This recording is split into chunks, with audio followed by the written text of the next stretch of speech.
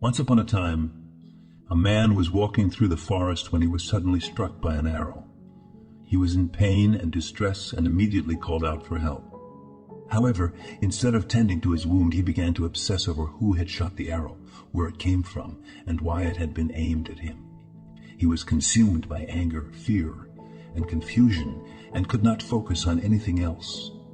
Then a second arrow struck him.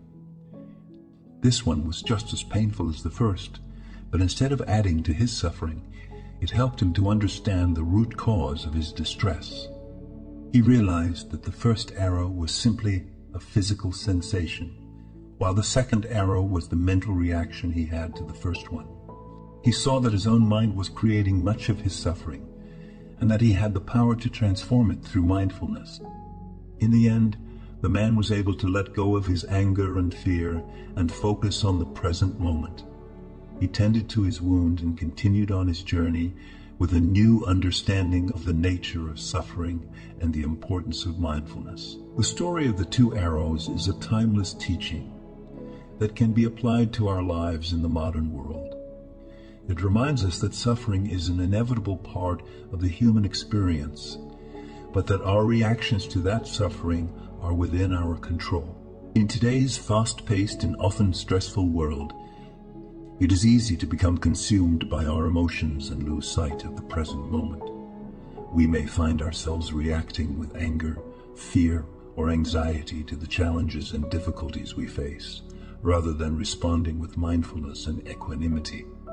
By taking the lessons of this story to heart, we can learn to cultivate mindfulness and awareness in our daily lives. We can become more present and focused and learn to respond to the challenges we face with a calm and clear mind.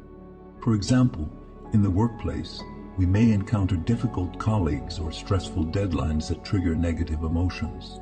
By remembering the story of the two arrows, we can learn to recognize these emotions as the second arrow, the mental reaction to the first arrow of the challenge itself. We can then use mindfulness techniques such as deep breathing or meditation to calm our minds and respond in a more constructive way. Likewise, in our personal lives, we may face setbacks or crises that threaten to overwhelm us. By practicing mindfulness and awareness, we can learn to recognize our own emotional reactions and choose a more skillful response. We can cultivate compassion for ourselves and others and find inner peace and equanimity in the midst of difficulty.